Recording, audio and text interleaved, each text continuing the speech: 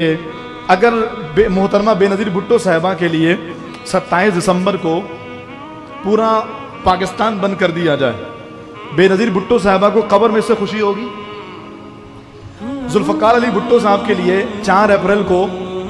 پورا پاکستان بند کر دیا جائے، قبر میں فائدہ پہنچے گا؟ اسی طریقے سے الطاف حسین صاحب ہو گئے، عمران خان صاحب ہو گئے، نواز شریف صاحب ہو گئے، اپنے والد کے لیے، کسی اور کے لیے، اپنے مرحومین کے لیے انہوں نے کوئی ایسا کام، عام تعطیل، 2 منٹ کی خاموشی، اس طرح کوئی کام کر دیا، فائدہ پہنچے گا؟ یقیناً نہیں پہنچے گا۔ یہی سوچ ہم اپنے لوگوں کو، مذہبی لوگوں کو مذہبی انداز میں سمجھانا چاہ رہے ہیں کہ دیکھو، آراس اور یوم ولادت یہ ہمارا مقصد نہیں ہے، مقصد اللہ والے کی فکر ہے۔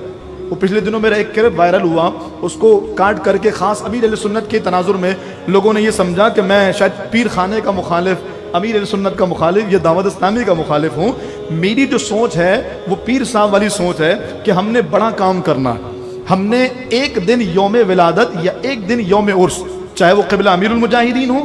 چاہے وہ قبلہ تاج الشریعہ ہو، چاہے وہ شیخ طریقت امیر اہل سنت ہو، چاہے وہ مرد مومن مرد حق قبلہ سید شاہ تراب القادری صاحب ہو یا کوئی بھی ہو، ہم نے ایک دن ان کی فکر کو زندہ کر کے باقی دنوں میں فراموش نہیں کرنا۔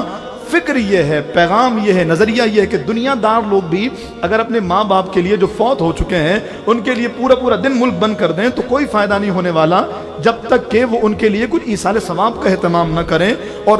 جو دیندار لوگ ہیں، ظاہر عرس میں اور یوم ولادت میں ایصال ثواب تو ہوگا، لیکن اس سے آگے بڑھ کر جس مقصد کے لیے ولی نے قربانی پیش کی ہے، اس مقصد کا تقاضا یہ ہے نا کہ عرس پر لاکھوں خرچ کرنے کے بجائے پورا سال ان کی فکر کو پروان چڑھایا جائے، مسجدوں کو آباد کیا جائے، دین کا کام کیا جائے۔ جس امیر اہل سنت نے اتنی صحبتوں کے بعد اتنی بڑی تحریک کھڑی کی، ان کی تحریک کا تقاضا یہ تھا کہ ان کی پوری چیزوں کو اور ان کی تمام محنتوں کو ایک دن میں محدود نہ کر دیا جائے، بلکہ پورا سال ان کی فکر کو لے کر چلا جائے اور دین کی خدمت کے لیے آگے بڑھا جائے۔ یہی میری فکر ہے، اور مجھے اس فکر کا جو الحمدللہ جذبہ ہے وہ اسی پیر خانے سے اور اسی ماحول سے ملا ہے، جس وجہ کر جب بندہ بات کرتا ہے تو اپنے گھر سے بات شروع کرتا ہے تاکہ لوگوں پر اثر انداز ہو۔ اور اس بات کا مقصد یہی تھا کہ نہ میں کسی پیر خانے کے خلاف، نہ کسی پیر صاحب کے خلاف، بلکہ جو صاحب شریعت پیر ہیں، سر آنکھوں کے،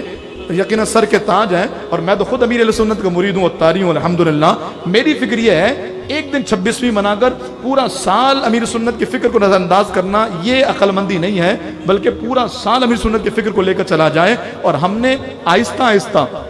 بزرگوں کی فکروں کو یوم ولادت اور یوم عرس پر محدود کر دیا بس،